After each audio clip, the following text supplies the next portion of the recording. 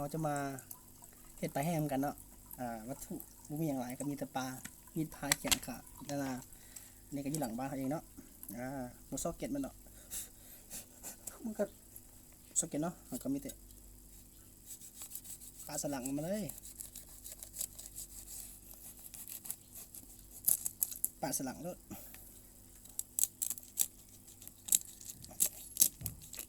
ปลาสลังมันแล้วก็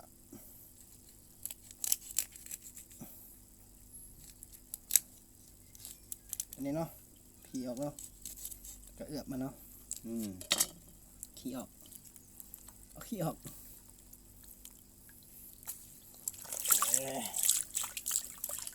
นี่ประมาณนี้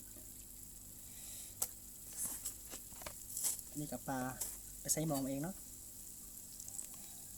ปลาใส่หมองมา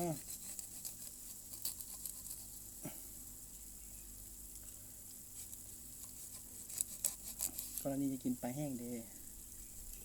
ไว้กินทอดกินเนาะ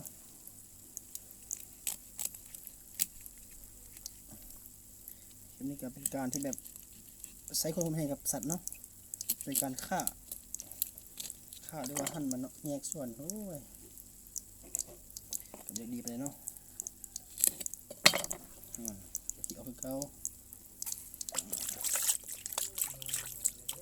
นี่ปล่อยไปแล้วจะไหม้แบบนี้แล้วก็แบบใส่เกลือเป็นหัวนิดนึงที่จะนัวเนาะ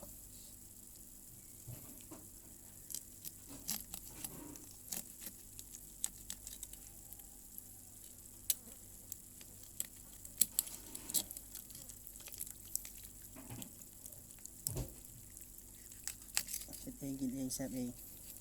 หามาเอง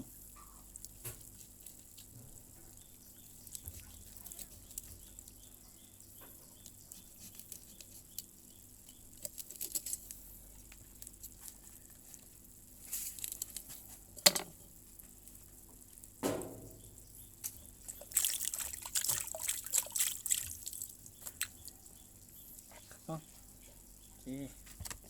สุดท้ายเนาะ3 คลิปนี้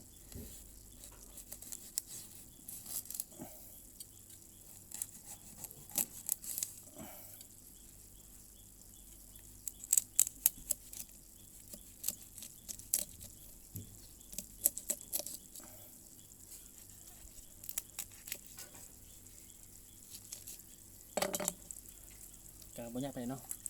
ง่ายๆเนาะ